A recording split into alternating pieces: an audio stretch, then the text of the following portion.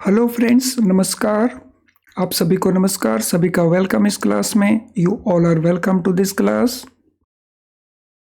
इस live class में जितने स्टूडेंट्स ऑलरेडी ज्वाइन कर चुके हैं वो कंफर्म करेंगे क्विकली आपका ऑडियो वीडियो एक्सेसिबल है। All students in the live class please confirm your audio video is okay. तो इस वीडियो के चैट बॉक्स में कंफर्म कर देंगे क्विकली। मैं वेट कर रहा हूं आपके कंफर्मेशन की। तो जैसे ही आप कंफर्म करेंगे I will be able to start. तो चलें शुरू करते हैं आज का ये सेशन। आज का हमारा सेशन फॉरेन एक्सचेंज के ऊपर है। ये हमारा चैप्टर 1 मॉड्यूल ए का है। ये हमारी बेस बिल्डिंग क्लास है जिसमें हम पहले कंसेप्ट को, उसके बाद उससे रिलेटेड जो क्वेश्चंस हैं उनको डिस्कस करने वाले हैं। इसका बेनिफिट ये है कि आप उस टॉपिक को बहुत अच्छे से अंडरस्टैंड कर जाएंगे, तो फिर आपसे किसी भी प्रकार का क्वेश्चन पेपर में पूछा जाए तो आप उसको आसानी से आंसर कर सकेंगे। तो एक बहुत बड़ा एडवांटेज है बेस बिल्डिंग क्लासेस का। तो चलें शुरू करते हैं इस बेस बिल्डिंग क्लास को। फॉरेन एक्सचेंज का डेफिनेशन और फॉरेन एक्सचेंज मार्केट्स क्या होते हैं, सबसे पहले इसकी बात करते हैं। जो कुछ भी हम यहाँ पे डिस्कस करने वाले हैं ये सारे का सारा कुछ इम्पोर्टेंट है, वहाँ से बहुत क्वेश्चंस लगातार पूछे जाते हैं। तो चलें शुरू करें। Section 2 foreign exchange management act 1999। According to this section foreign exchange हम किसको कहते हैं? तो ध्यान रखना है सेक्शन का नंबर क्वेश्चन बनता है। सो सेक्शन का नंबर है 2। डेफिनेशन क्या है फॉरेन एक्सचेंज की? Foreign exchange means foreign currency and include. तो डेफिनेशन में बताया है कि जो फॉरेन करेंसी है उसी को हम फॉरेन एक्सचेंज कहते हैं, और इसमें क्या क्या इंक्लूडेड है तो ये भी बताया गया है। तो केयरफुली हमने देखना है क्या क्या इंक्लूडेड है। All deposits, all credits, all balances payable in foreign currency. So कोई भी डिपॉजिट्स हो, कोई भी क्रेडिट हो रहे हो, कोई भी आउटस्टैंडिंग बैलेंसेस हो जिनका पेमेंट हमने फॉरेन करेंसी में करना है।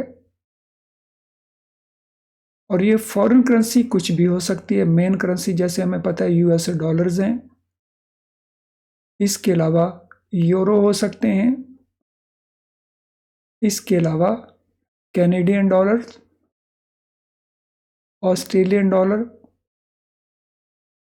Singapore dollar, British pound. तो इनमें कोई भी फॉरेन करेंसी में ये अगर पेएबल हैं तो ये हमारे बन जाएंगे फॉरेन एक्सचेंज। तो जो फॉरेन करेंसी है वो तो फॉरेन एक्सचेंज है ही। सो फॉरेन करेंसी जैसे हमारे पास फॉरेन करेंसी के नोट्स हैं, फॉरेन करेंसी के कॉइन्स हैं, फॉरेन करेंसी में पोस्टल ऑर्डर्स हैं, ये सारे के सारे आ जाते हैं फॉरेन करेंसी के अंदर। तो ये डिस्टिंक्शन भी ध्यान रख लेना है।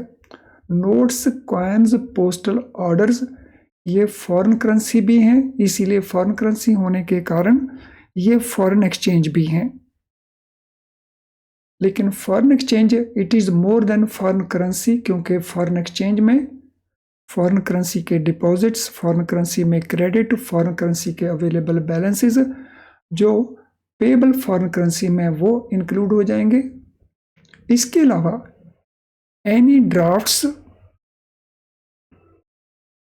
Traveller cheques, letter of credit, bill of exchange, अगर इनको इंडियन करेंसी में ड्रॉ किया हुआ है और पेएबल ये किसी भी फॉरेन करेंसी में है तो वो भी फॉरेन एक्सचेंज में आ जाएंगे। काफी वाइडर डेफिनेशन है स्कोप इस डेफिनेशन का। तो यहाँ पे पेएबल इन फॉरेन करेंसी है और यहाँ पे हमारे पास ये अगर इंडियन करेंसी में भी ड्रॉ किए गए, अगर फॉरेन करेंसी में ड्रॉ किए हैं वो तो सीधे बन ही जाएंगे। अगर इनको इंडियन करेंसी में बनाया गया लेकिन इनका पेमेंट फॉरेन करेंसी में होना है तो भी ये फॉरेन एक्सचेंज का पार्ट बन जाएंगे।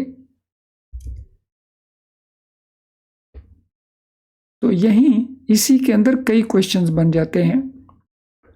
नाउ एनी इंस्ट्रूमेंट पेबल, ये भी इंक्लूडेड है, any instrument payable eight option of the ड्रॉई और holder thereof or any other party thereto, either in Indian currency or in foreign currency or partly in one currency and partly in other currency।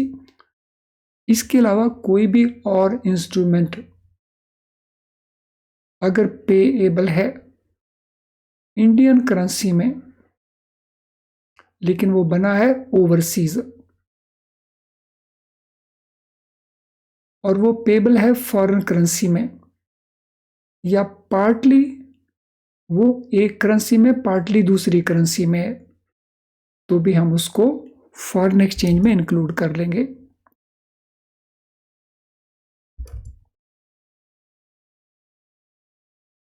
I hope यहां तक हमने understand कर लिया होगा what is foreign exchange. अब foreign exchange की transaction क्या होती है? How do we define foreign exchange transaction? It is a contract to exchange funds in one currency for funds in another currency। तो ये एक कॉन्ट्रैक्ट है, एक एग्रीमेंट है। किस चीज का कॉन्ट्रैक्ट है? एक्सचेंज करने का कॉन्ट्रैक्ट है। किसको एक्सचेंज करने का? फंड्स को एक्सचेंज करने का। वो फंड्स एक करेंसी में होंगे, जैसे इंडियन रुपी, तो हम इसको INR लिखते हैं, इंडियन रुपी को। फंड्स इन अनदर करेंसी, तो ये दूसरी करेंसी कोई भी फॉरेन करेंसी होगी और एक रेट एग्री किया जाएगा कि किस रेट के ऊपर हम इनको एक्सचेंज करेंगे। तो उसको हम कहते हैं फॉरेन एक्सचेंज ट्रांजैक्शन। तो जैसे $1 के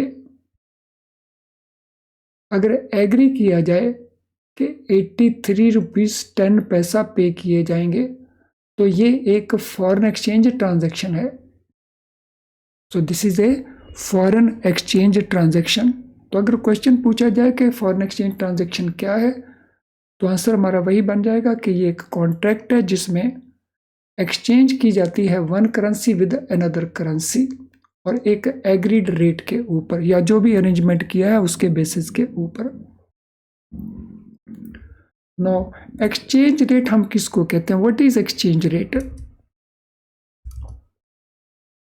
Exchange rate refers to the price or the ratio or the value at which one currency is exchanged for another currency। तो exchange rate क्या है? वो प्राइस है या वो रेशो है या वो वैल्यू है जिसमें एक करेंसी को हम दूसरी करेंसी के साथ एक्सचेंज करते हैं।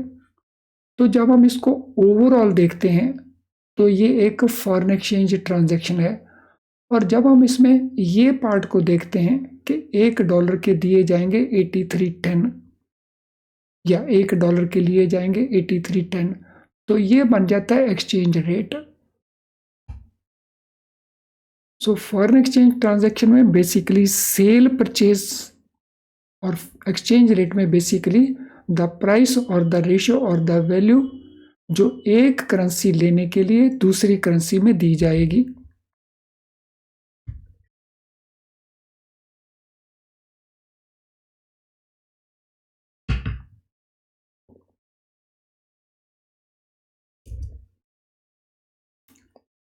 Number of units of one currency which are exchanged for a given number of units of another currency is called exchange rate of that currency। So number of units of one currency which are exchanged for a given number of units of another currency। तो यहाँ पे another currency आ गई है rupees इसके number of units कितने होंगे, इसके 1 unit के लिए। तो इसी को हम कहते हैं exchange rate of that currency. तो यहाँ पे ये एक्सचेंज रेट किस करेंसी का बनता है, यूएस डॉलर का बनता है या इंडियन रुपी का बनता है। Any answer for this. हमारी इस एग्जाम्पल में ये एक्सचेंज रेट किस करेंसी का बनता है। सो जब हम डायरेक्ट कोड्स को यूज करते हैं तो ये यूएस डॉलर का रेट बनता है। सो 1 US dollar available for 83.10. So this is exchange rate of currency. Which currency? US dollar currency का ये रेट बनता है। So 1 US dollar is equal to 79.7500 और 1 euro is equal to 1.11 US dollar. तो ये बन गया हमारा एक्सचेंज रेट। इस पहले पार्ट के अंदर इन दिस पार्ट ये यूएस डॉलर का रेट है और इस सेकंड पार्ट में ये यूरो का रेट है।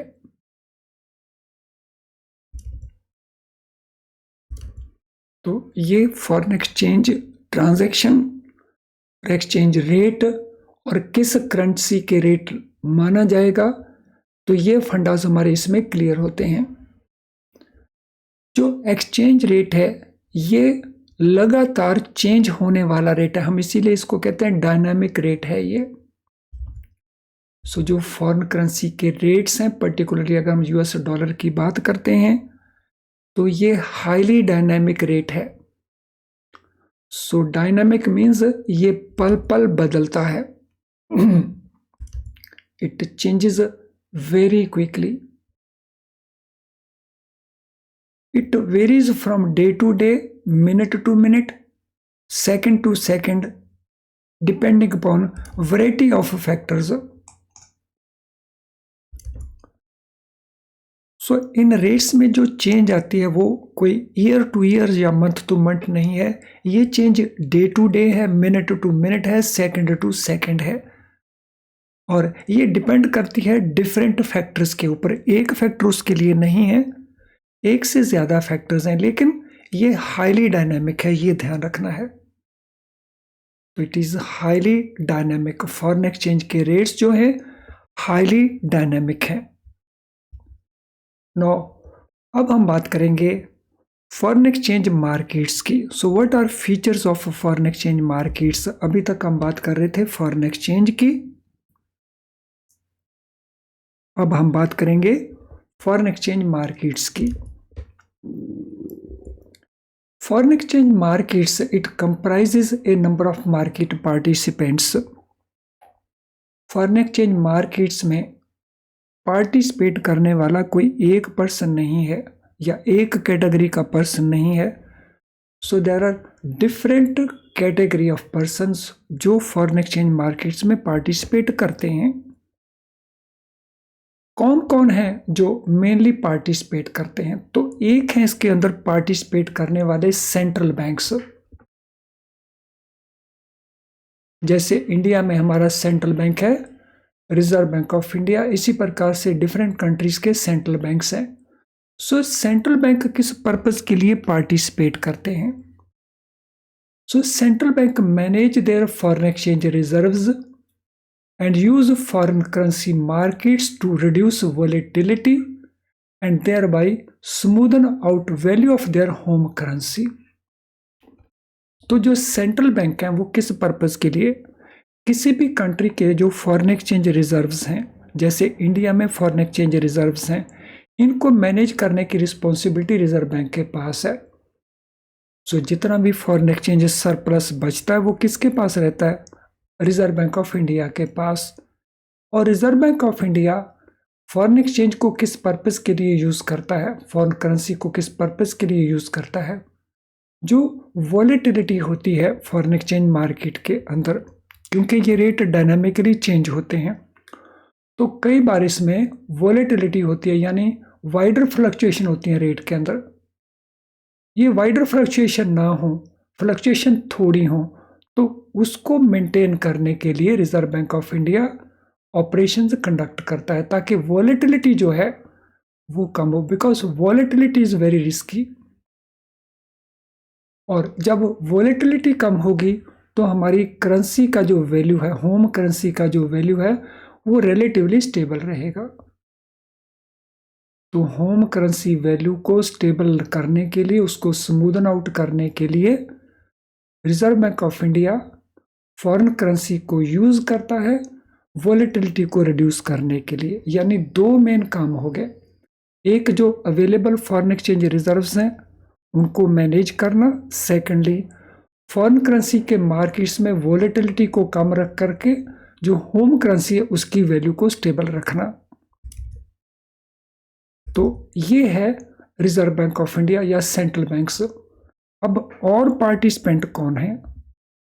दूसरे इंपॉर्टेंट पार्टिसिपेंट्स हैं कमर्शियल बैंक्स। कमर्शियल बैंक्स किस पर्पस के लिए फॉरेन करेंसी को यूज करते हैं?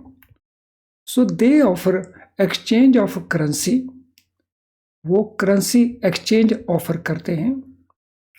Reserve Bank of India directly clients के साथ, कस्टमर के साथ डील नहीं करता। रिजर्व बैंक के बिहाफ के ऊपर कमर्शियल बैंक्स क्लाइंट्स के साथ डील करते हैं, चाहे वो कॉर्पोरेट क्लाइंट्स हो चाहे वो रिटेल क्लाइंट्स हो। तो रिटेल और बिग क्लाइंट्स के साथ बैंक्स ऑफर करते हैं एक्सचेंज ऑफ करेंसी फैसिलिटी। सो इनसे परचेज भी करते हैं, इनको सेल भी करते हैं और हेजिंग भी करते हैं। सो हेजिंग के लिए फॉरवर्ड कॉन्ट्रैक्ट्स होते हैं और इन्वेस्ट भी करते हैं अपने एसेट्स और लायबिलिटीज को आउटसाइड द कंट्री। तो कुछ इन्वेस्टमेंट कंट्री के बाहर भी करते हैं बैंक्स, कमर्शियल बैंक्स। कुछ लायबिलिटीज कंट्री के बाहर से रेज भी करते हैं, अपने लिए भी करते हैं देयर ओन एसेट्स, और अपने कस्टमर्स के लिए भी करते हैं on behalf of their clients. और सम टाइम स्पेकुलेशन भी करते हैं। सो स्पेकुलेशन होता है किसी चीज को परचेज कर लेना ये सोचते हुए कि इसका रेट इंक्रीज करेगा और हम प्रॉफिट कमाएंगे। And taking views on exchange rate movements in the market, और ये मार्केट के ऊपर नजर रखते हैं, मॉनिटर करते हैं मार्केट को कि मार्केट में क्या क्या मूवमेंट्स आ रही हैं, क्या क्या फ्लक्चुएशंस आ रही हैं।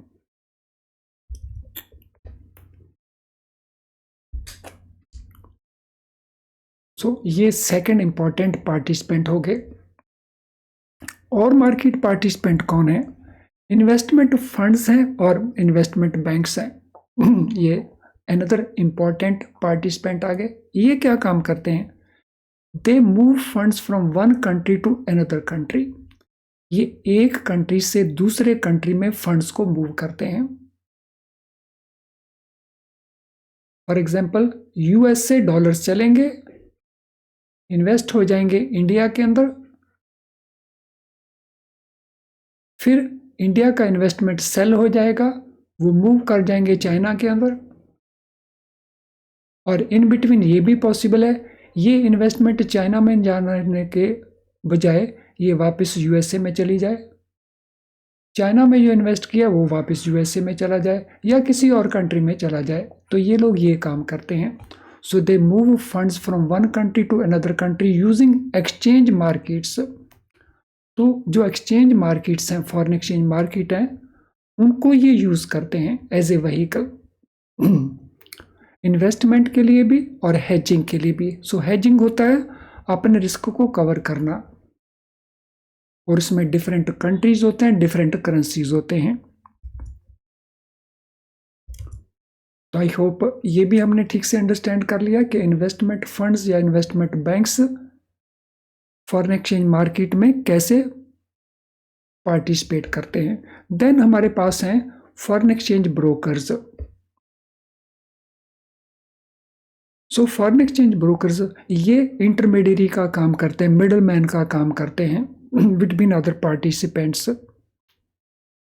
जैसे एक कमर्शियल बैंक दूसरा कमर्शियल बैंक, दोनों के बीच में एज ए इंटरमीडियरी काम करना। तो इनका काम इंटरमीडिएशन का है, ब्रोकिंग का काम है, उसके लिए ये कमीशन लेते हैं। तो they also participate in these markets, in markets में ये भी पार्टिसिपेट करते हैं। और पार्टिसिपेंट्स कौन है? और जो कॉरपोरेट्स हैं तो बड़ी बड़ी companies, so they also participate. उनको क्यों जरूरत पड़ती है? तो moving funds between different countries and currencies for investment और ट्रेड ट्रांजैक्शन और इवन स्पेकुलेशन। तो कॉरपोरेशन अलग अलग कंट्रीज के अंदर फंड्स को मूव करते हैं।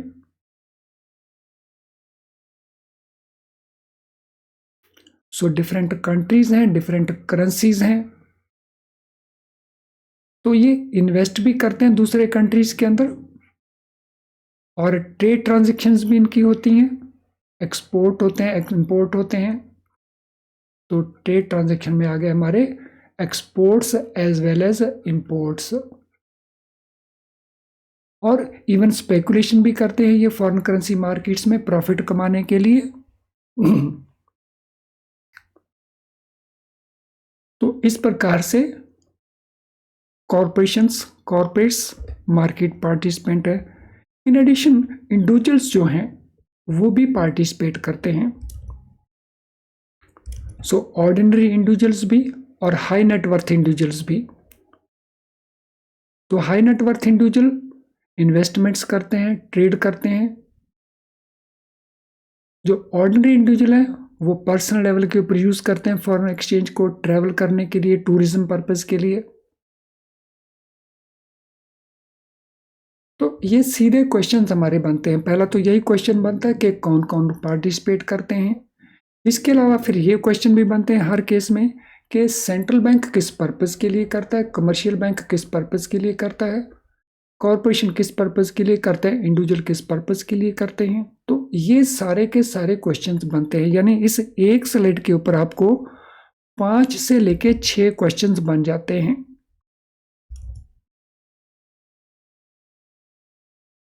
तो आई होप यहां तक हमने हर चीज को बहुत अच्छे से अंडरस्टैंड कर लिया होगा। अब इससे पहले कि हम थोड़ा आगे मूव करें, तो ये इंपॉर्टेंट इंफॉर्मेशन है हमारे पास, तो पहले इसको अंडरस्टैंड कर लें। If live class enough to pass the exam, ये जो लाइव क्लास आप इस समय अटेंड कर रहे हैं, क्या ये काफी है आपके एग्जाम को पास करने के लिए? तो फ्रेंड, यूट्यूब के ऊपर हम जो भी क्लासेस करते हैं, आप उसका रिकॉर्डेड वर्जन देख रहे हो या लाइव क्लास देख रहे हो, तो वो काफ़ी नहीं होती, लेकिन वो बहुत यूज़फुल होती है आपके स्कोर को इम्प्रूव करने के लिए। इसलिए इन क्लासेस को कभी भी मिस मत करें, इनको ज़रूर करें। आपको कुछ ना कुछ गेन होगा, आपके मार्क्स इम्प्रूव होंगे। अब ये क्लास एनफ नहीं है, क्योंकि हमें पास होने के लिए पूरे सिलेबस को कवर करना होता है। सो फुल सिलेबस जब तक हम कवर नहीं करेंगे, तो तब तक हमारी पास होने की जो पॉसिबिलिटी है वो रिलेटिवली फ्लक्चुएट करेगी। अगर हम अपना preparation, full preparation IIBF books को यूज़ करके करते हैं, तो IIBF बुक्स की कुछ लिमिटेशंस हैं। कौन कौन सी लिमिटेशन है उनको अंडरस्टैंड कर ले। डिफ़िकल्ट टू अंडरस्टैंड, इन बुक्स में जो कुछ लिखा है, जैसे लिखा है, उसको अंडरस्टैंड करने में डिफ़िकल्टी रहती है। हम इसे को बार बार पढ़ते हैं, फिर भूल जाते हैं, फिर करना शुरू कर देते हैं। तो ये डिफ़िकल्टी आपके साथ हो सकती है। अब क्योंकि बार बार पढ़ते हैं तो हमारा टाइम भी बहुत सारा कंज्यूम होता है, तो हमारी टाइम भी प्रॉब्लम क्रिएट करता है ये बुक्स। फिर इन बुक्स में जो प्रैक्टिस क्वेश्चंस हैं वो बहुत थोड़े दिए हुए हैं। हर चैप्टर के एंड के ऊपर मिल तो जाएंगे हमें क्वेश्चंस, लेकिन बहुत थोड़े क्वेश्चंस मिलेंगे। और केस स्टडी ये तो ऑलमोस्ट ना के बराबर हैं, लेकिन केस स्टडी बहुत इंपॉर्टेंट रोल प्ले करती हैं हमारे पास होने में। तो इन सभी लिमिटेशन के चलते आप पूरे सिलेबस को कवर नहीं कर पाते एंड एज ए रिजल्ट बार बार आप पेपर में अपीयर होते हैं। अब इनका सॉल्यूशन क्या है? इनका सॉल्यूशन है हमारे best quality very low priced video lessons. तो अगर हमारे वीडियो लेसन को आप यूज़ करते हैं, तो इन वीडियो लेसन में जब हम कंसेप्ट समझाते हैं, अंडरस्टैंड करवाते हैं, वो बहुत सिंपल करके कंसेप्ट बताते हैं आपको, जिससे आप आसानी से उसको अंडरस्टैंड कर जाते हैं और बहुत क्विकली अंडरस्टैंड कर जाते हैं और देर तक आप याद भी रखते हैं और फिर पूरे सिलेबस को कवर भी कर पाते हैं। यानी हमारी ये 2 इश्यूज हमारे वीडियो लेसन से सॉल्व हो जाते हैं आपके। प्रैक्टिस के लिए आपको हमारे क्वेश्चन बैंक में से बहुत सारे मल्टी चॉइस क्वेश्चंस मिल जाते हैं, एमसीक्यूज, तो आपकी अच्छी प्रैक्टिस हो जाती है, तो आपका ये इश्यू भी सॉल्व हो जाता है। केस स्टडी जो हमारा पैकेज है इसमें आपको बहुत सारी केस स्टडीज मिल जाती हैं, तो आपका ये पार्ट भी it is taken care of, और वो भी बहुत लो प्राइस के ऊपर ये सब कुछ अवेलेबल हो जाता है। तो ये अवेलेबल कहाँ पे है? तो ये अवेलेबल हमारी ऐप के अंदर है, तो हमारी ऐप को डाउनलोड करें, इसको यूज़ करें, या आप हमारी वेबसाइट को भी यूज़ कर सकते हैं फॉर दिस पर्पस। हमारी वेबसाइट को लॉग इन करें, इसके कोर्सेज पेज में जाएं, तो वहाँ पे आपको ये सारी की सारी फैसिलिटीज़ आपकी चॉइस के मुताबिक मिल जाएंगी। तो चलें अब हम आगे चलते हैं। अब जो कुछ हमने पढ़ा है उससे रिलेटेड जो क्वेश्चंस हैं, कॉन्सेप्ट हमने अंडरस्टैंड कर लिया। अब उससे रिलेटेड जो क्वेश्चंस बनते हैं उनको देख लेते हैं। तो क्या क्या क्वेश्चंस बनते हैं? ए बिल ऑफ एक्सचेंज और a traveller cheque drawn in Indian rupees shall be treated foreign exchange if it is payable in। Question को ध्यान से पढ़ना है। अगर कोई बिल ऑफ एक्सचेंज है या ट्रेवलर चेक है जिसको इंडियन करेंसी में बनाया गया, तो हम इसको फॉरेन एक्सचेंज में इंक्लूड कर लेंगे, लेकिन कंडीशन क्या है? If it is payable in Indian rupees, Japanese yen, foreign currency या यूएस डॉलर्स। तो क्या ऑप्शन हम आंसर हमारा बनता है क्वेश्चन नंबर 1 के लिए? What is answer for question number 1?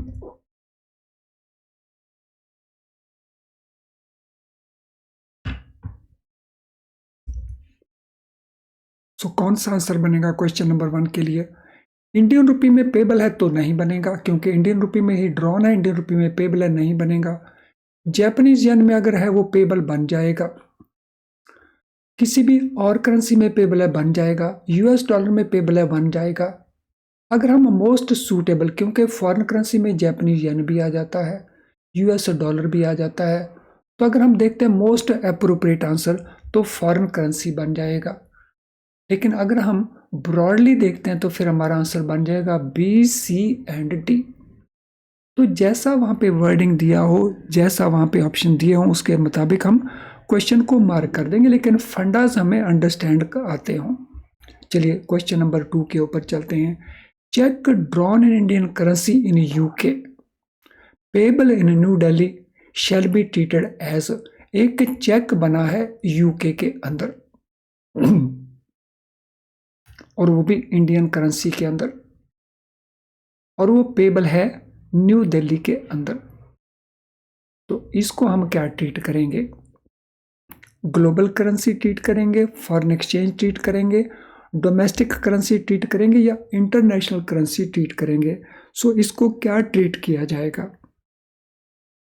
Indian currency में चेक इन यूके, तो वहाँ यूके का, लेटर से कोई बैंक है यूके का, उसने इंडियन करेंसी में चेक लिखा, सो इन यूके बैंक लेटर से, तो इसको क्या ट्रीट करेंगे? इसको भी हम फॉरेन एक्सचेंज ट्रीट करेंगे, so that will be treated as foreign exchange. तो ये भी फॉरेन एक्सचेंज है क्योंकि फॉरेन करेंसी है, और ये भी फॉरेन एक्सचेंज है। अब चलते हैं तीसरे क्वेश्चन के ऊपर। A contract to exchange funds in one currency for funds in another currency at an agreed rate and on an arranged basis is called। अगर कोई कॉन्ट्रैक्ट है एक करेंसी में फंड्स को दूसरी करेंसी के साथ एक्सचेंज करने का एट एग्रीड रेट, तो इसको हम क्या कहेंगे? Foreign exchange barter contract, money exchange pact, international fund deal, या करेंसी स्वैप एग्रीमेंट। तो what it will be called? क्या कहेंगे? Contract in, so contract to exchange funds in one currency for funds in another currency, तो इसको क्या कहा जाएगा? So इसको हम कहेंगे foreign exchange transaction. So this will be known as foreign exchange transaction. इनमें कोई ऑप्शन हमारे पास नहीं है अवेलेबल, तो इसको कहेंगे foreign exchange transaction. Next question, price और द रेशियो और value eight which one currency will be exchange for another currency is called. तो इसको क्या कहेंगे, उस प्राइस को, उस रेशियो को या उस वैल्यू को जिसमें एक करेंसी दूसरी करेंसी के साथ एक्सचेंज की जाती है। So that is called exchange rate, it is called currency ratio, it is called forex coefficient और it is called exchange value. क्या कहेंगे इसको? क्वेश्चन नंबर 4 में हमारा आंसर क्या बनेगा? So what shall be our answer for question number 4? Friend question number 4 में हमारा आंसर बनेगा एक्सचेंज रेट। इसको हम कहेंगे एक्सचेंज रेट। फ्रेंड आज के सेशन से रिलेटेड अगर आपका कोई भी क्वेश्चन हो तो इस वीडियो के कमेंट बॉक्स के अंदर आप अपने क्वेश्चन को टाइप कर देना, हम वहीं पे आपको सूटेबली आंसर करके आपकी हेल्प करेंगे। अगर आपकी कोई जनरल क्वेरी हो तो ये हमारा ईमेल आईडी है, तो यहाँ पे हमें मेल कर देना, हम रिप्लाई करेंगे ताकि आपकी हेल्प हो सके। आज का सेशन अगर आपको यूज़फुल नहीं लगा तो इस वीडियो को डिसलाइक ज़रूर करें, लेकिन अगर वो यूज़फुल लगा है तो फिर उसे लाइक करने में संकोच ना करें। आपका लाइक करना मीन्स YouTube इस वीडियो को और बहुत सारे स्टूडेंट्स को दिखाने के लिए अपने लेवल के ऊपर कोशिश करता है, उससे बहुत सारे और स्टूडेंट्स को बेनिफिट मिल जाता है। तो इसको लाइक करें और दूसरे स्टूडेंट्स को बेनिफिट दें। आप डायरेक्टली इसको शेयर कर सकते हैं अपने फ्रेंड्स के साथ, कोलीग्स के साथ, अपने व्हाट्सएप ग्रुप में या अपने फेसबुक पेज या किसी और सोशल मीडिया अकाउंट के अंदर।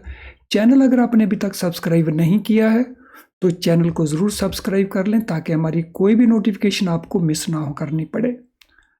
फ्रेंड्स आज का ये सेशन अब हम वाइंड अप करेंगे, लेकिन उससे पहले इससे रिलेटेड जो बाकी बचे हुए क्वेश्चंस हैं वो हम नेक्स्ट पार्ट में कंटिन्यू करेंगे। तो चलिए अब इस सेशन को वाइंड अप करते हैं। Thank you friends and all the best.